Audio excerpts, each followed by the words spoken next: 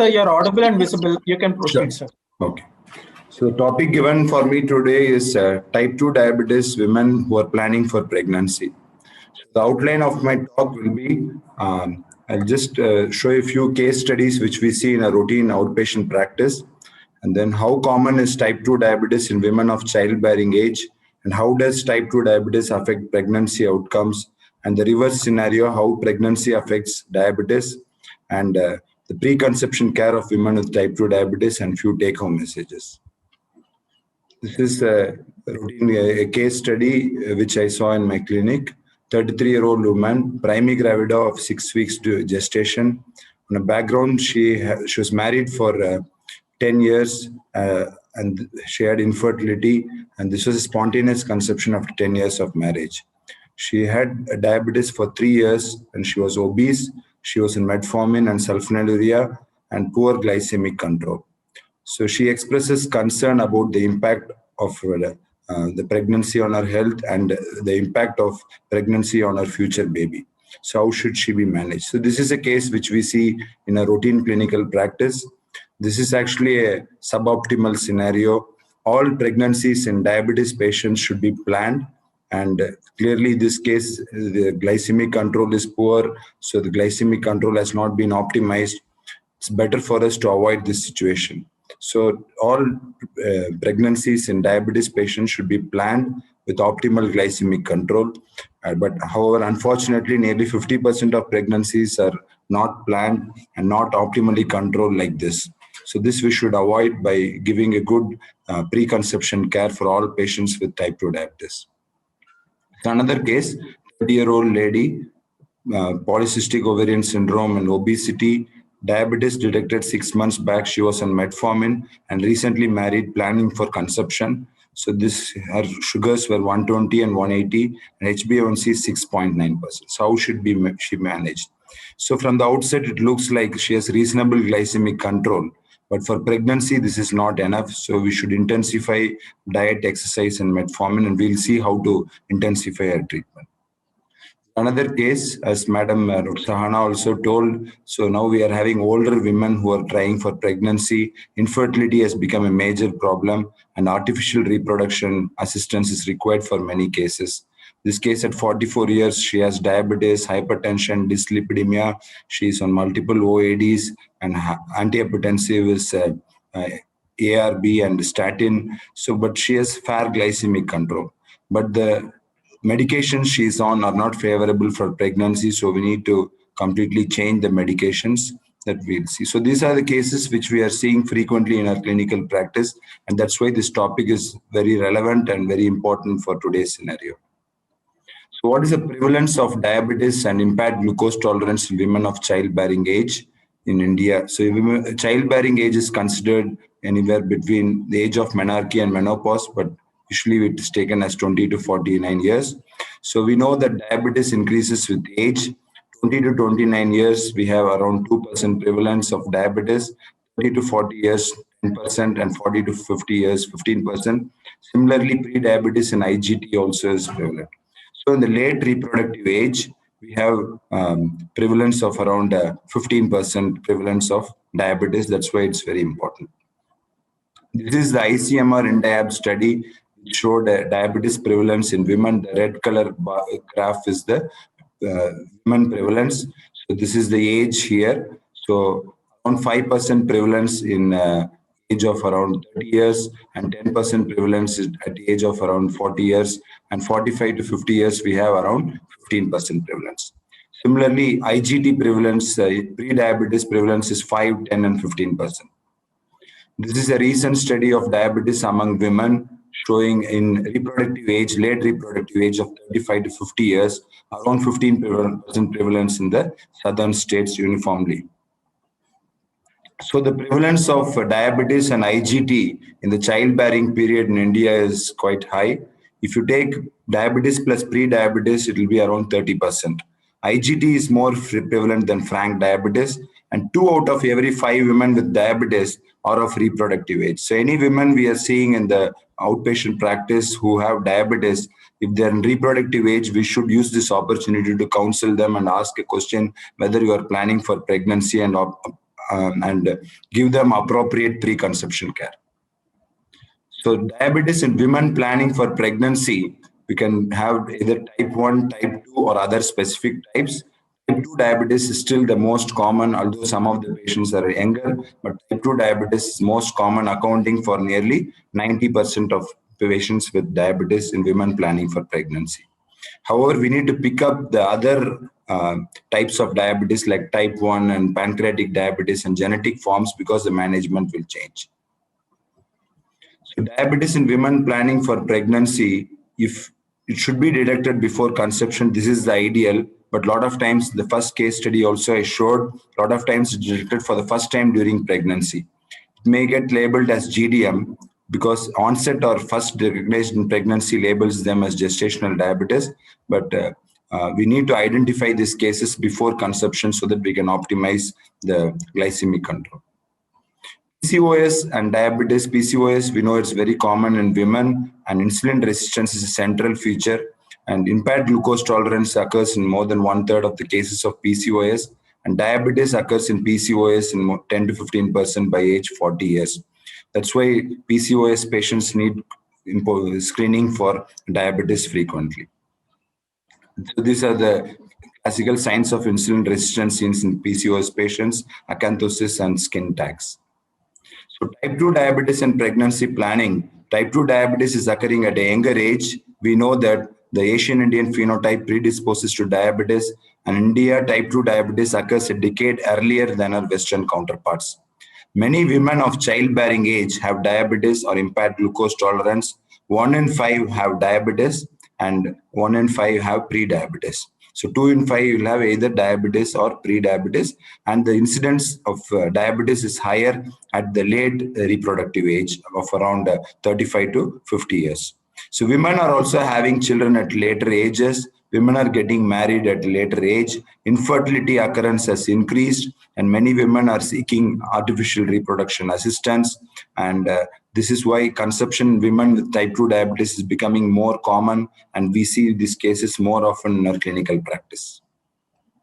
So the number of women with diabetes becoming pregnant is increasing, and this is in line with the increase in type 2 diabetes among women of reproductive age group and advancing age at conception. Hyperglycemia in pregnancy can have adverse pregnancy outcomes. So if there is hyperglycemia at the time of conception, early miscarriages and abortions, early IUGR, and bad obstetric outcomes are common. The fetus, congenital anomalies and fetal malformations, the risk becomes 3 to 5 times higher, making it imperative that we have good glycemic control at the time of conception. However, in gestational diabetes, which occurs at 6 months, the organogenesis is already complete. So these patients more often have macrosomia in gestational diabetes rather than congenital anomalies, which occurs in pre-existing diabetes. The risk of congenital anomalies is proportional to the preconception HbA1c. Here you can see the graph clearly showing that as the preconception A1c is higher, the absolute risk of congenital anomalies is higher. For example, at 6% HbA1c, if you have 2 to 3% risk of congenital anomalies, at 12% HbA1c, the risk becomes fourfold to around 10%, 12% risk. This is why we need to have a good glycemic control at the time of conception. So hyperglycemia in pregnancy, the period of exposure in the first trimester leads to spontaneous abortions, congenital anomalies, and early growth delay, whereas in gestational diabetes at second or third trimester, they tend to have macrosomia. So organogenesis occurs early in the first trimester, especially the brain development. Before the woman first presents to the antenatal clinic, most of the organogenesis is already complete the first 2 to 3 months. Uncontrolled diabetes in the early stage of pregnancy increases the risk of major congenital malformations. So this is the critical period of organogenesis. The CNS starts by around 5 weeks. By the time the woman misses her period, the most susceptible time for malformation is already done. That's why we need to control the blood glucose levels before the period of before the pregnancy itself. So the initial Few weeks is the period of organogenesis. The pre-existing diabetes affects this period, thereby causing congenital malformations. Whereas gestational diabetes starts later on once the organogenesis is complete, thereby you get only macrosomia. So various congenital anomalies are described in women of in infants of diabetic mothers, mainly neural tube defects, caudal regression syndrome like sacral agenesis, cardiovascular system abnormalities, genitourinary abnormalities, duodenal atresia. So many congenital anomalies are described, and that's why it's better for us to avoid this by getting good glycemic control at the start of pregnancy itself. So before the woman plans for pregnancy itself, we need to control the blood glucose levels well. So pregnancy also poses certain risks to diabetes mothers. Pregnancy worsens retinopathy, and pregnancy also worsens nephropathy. The preconception care is important because we already seen that the elevated maternal glucose or HbA1c levels during embryogenesis increases the risk of spontaneous abortions and major malformations, and it's highly preventable. It can be prevented by good glycemic control preconceptually. Unfortunately, unplanned pregnancies occur in about 2/3 of women with diabetes in the Indian scenario. So thereby this opportunity of reducing the abortions and congenital malformations is lost. So we need to use this window of opportunity, identify the diabetes cases, and do good preconception care so that to improve the outcomes of obstetric outcomes in pregnancy. Preconception care involves counseling about the risk of congenital malformations and abortions with poor glycemic control, and we need to advise effective contraception till good diabetes control, and we need to optimize the conditions for pregnancy. So preconception counseling is we need to educate and obtain maximum cooperation from both the partners, obtain optimum diabetes control before pregnancy, use safe medicines for pregnancy, and we need to stress the importance of good glycemic control. Thyroid function should be checked, and multidisciplinary approach is required.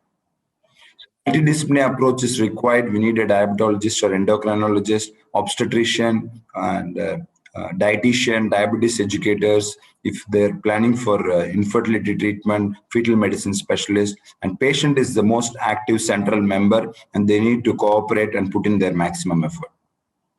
The key components of preconception counseling: the woman has to understand the risks of what a diabetic pregnancy involves and other advice. Understanding the risk, so pregnancy and diabetes, already we have seen congenital anomalies, abortions, and diabetes complications in pregnancy, obstetric complications. They need to understand all this, and the women should understand that all these risks can be minimized by having a optimum diabetes control. And they should also understand what a diabetes pregnancy involves. They should understand frequent antenatal visits, close supervision, self-monitoring of blood glucose, strict glycemic control, diet and lifestyle modification, and they should start this 3 to 6 months before planning pregnancy. Most often our patients tell, once I become pregnant, I'll do intensive management. But we need to stress that this should be done 3 to 6 months before planning pregnancy itself. Other advice: folic acid supplementation, contraception till optimal glycemic control, and if in selected cases, low-dose aspirin may be required. So contraceptive advice for women with diabetes: we need to use an effective contraceptive approach. Any suitable method is practiced depending on the patient's needs. Barrier method or combined OCPs can be used, and there are no specific contraindications for any method in diabetes. The contraceptive pills contain very low doses of estrogen, thereby they're safe in pregnancy also. They're safe in women trying for pregnancy. Highly effective method is recommended because if they conceive when they have very high blood glucose levels, then the chance of abortions and congenital anomalies are high. Goals of preconception care of diabetes: we need to involve and empower patients to manage their diabetes, achieve the lowest achievable A1C without hypoglycemia, and we need to screen and treat diabetes complications and comorbidities. So the medical history for a preconception care involves the duration of diabetes, what is the type of diabetes, whether it's really type 2 or whether we're missing other types of diabetes. Any acute complications like hypoglycemia, chronic complications, both micro and macrovascular complications need to be screened. Diabetes management history should be checked and optimized for pregnancy. Obstetric history has to be taken, previous abortions, previous pregnancies, all this have to be taken. And physical examination involves a good blood pressure assessment, including orthostatic blood pressure to look for autonomic neuropathy, fundus evaluation, cardiovascular examination, and neurologic examination for diabetes complications. Minimum blood investigations involves a blood glucose profile, fasting, postprandial HbA1c, a serum creatinine, urine albumin creatinine ratio, fundus examination, thyroid function test, hemogram, and ECG if required. All women with type 2 diabetes planning for pregnancy should have a detailed ocular assessment prior to planning. A dilated retinal examination is a must. If retinopathy is detected, we should explain the risk of worsening during pregnancy to the patient. If the patient has got proliferative diabetic retinopathy, we need to advise laser photocoagulation before planning for pregnancy. Renal function should be assessed in women who are planning for pregnancy, so they may need monitoring during pregnancy.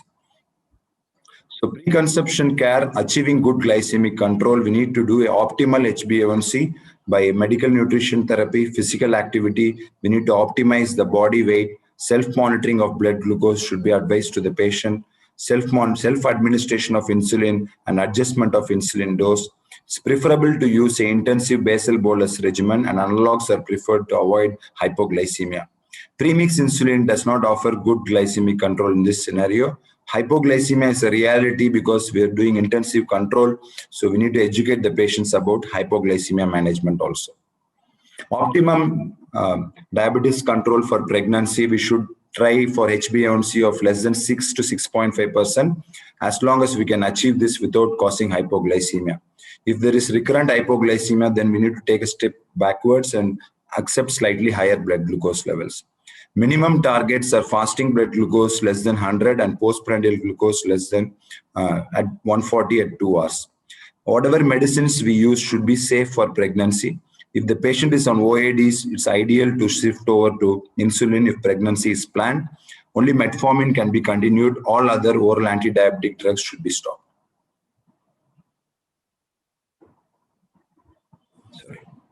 So another important aspect is self-monitoring of blood glucose. Most of the patients do not do, but it's vital for achieving optimal glycemic control.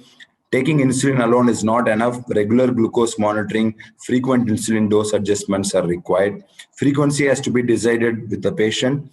Usually we monitor fasting and post meals for all the meals to control all the blood glucose levels.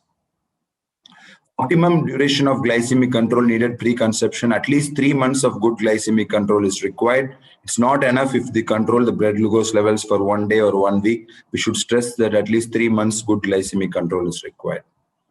Insulin is the gold standard for pre-conception glycemic control because it's got high efficacy and does not cross the placenta once the woman conceives.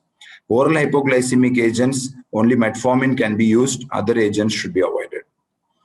Basal bolus insulin regimen is better than twice a day pre-mixed because it's more intensive and it offers better glycemic control. If affordable, insulin analogs are better because the chance of hypoglycemia is lesser with intensive control. If cost is an issue, we can stick to a regular and traditional NPH insulin. Doses have to be adjusted with home glucose monitoring. The pregnancy occurrence should be detected early, at the earliest possible time. Pregnancy should be confirmed and we should do a good glycemic control. Hypertension is common in type 2 diabetes. Satisfactory BP control should be achieved prior to planning conception. We need to use medicines which are safe for the fetus. So ACE inhibitors or ARBs are usually the drugs of choice for hypertension and diabetes, but they are not compatible with conception. So we need to stop ACE inhibitors, ARBs, thiazide diuretics, and usual beta blockers used. Ideal agents for hypertension would be labetalol, alpha-methyl-dopa, or hydralazine or nifedipine. Dyslipidemia is common in type 2 diabetes. Many are on statins. When patients are planned for pregnancy, we need to advise them to stop statins. Immediately your patient will ask, if I stop the statin, will I have any bad outcomes? We need to explain that the statin stopping is temporary only during pregnancy and no adverse outcomes are usually anticipated. Elevated vascular risk should be considered, especially in women in the older reproductive age group like 45 years, 40 years, CAD should be screened if needed prior to pregnancy planning. Should be considered if there are multiple risk factors for CAD, older age, symptoms of CAD, we need to screen for CAD and obtain a cardiologist opinion. Thyroid function, hypothyroidism is common in type 1 diabetes due to autoimmune etiology, but in type 2 also thyroid dysfunction is commonly noted, and we need to maintain patients' euthyroid before planning to conceive. The thyroid function test is a must in these patients. Obesity and overweight are very common in patients with type 2 diabetes, so the women should be encouraged to reduce their weight prior to planning for pregnancy. Because if they're already obese, they gain a lot of weight during pregnancy and glycemic management becomes difficult. So obesity and overweight management helps optimizing glycemic control and also helps with ovulation. Folic acid supplementation is a must. Folic acid 5 mg daily has been shown to prevent neural tube defects in diabetes patients. Should be started at least 3 months before planning conception. Should be continued for 3 months post-conception. So potential contraindications to pregnancy in type 2 diabetes have to be discussed. Ischemic heart disease, coronary event in the last 6 months, ejection fraction of less than 50%, advanced untreated proliferative retinopathy, renal insufficiency, severe gastroparesis, uncontrolled diabetes. These are potential contraindications and we need to counsel our patients accordingly. So to conclude, prevalence of diabetes is increasing in women of reproductive age group. Age at conception is increasing. Many women with type 2 diabetes want to conceive. Pregnancy should be well planned and optimized, which is not happening currently. Pre-conception counseling should be provided for all women with diabetes considering pregnancy. In our outpatient diabetes clinics, if a woman is of reproductive age, we should ask a simple question, are you considering pregnancy? If so, we need to bring them to the pre-conception mode. There's a pre-conception checklist for women with type 2 diabetes. One is to achieve a pre-conception A1C of 6% and below if safe without hypoglycemia. Contraception advice till stable glucose control. Assess for and manage complications or comorbidities, retinopathy, nephropathy, hypertension, dyslipidemia, obesity, and thyroid dysfunction. We need to switch to insulin if on oral agents. Basal bolus regimen is preferred with self-monitoring of blood glucose. Metformin may be continued. Folic acid 5 mg per day is must. We need to start 3 months pre-conception. Discontinue potentially embryopathic medicines like ACE inhibitor, ARB, and statin. Thank you.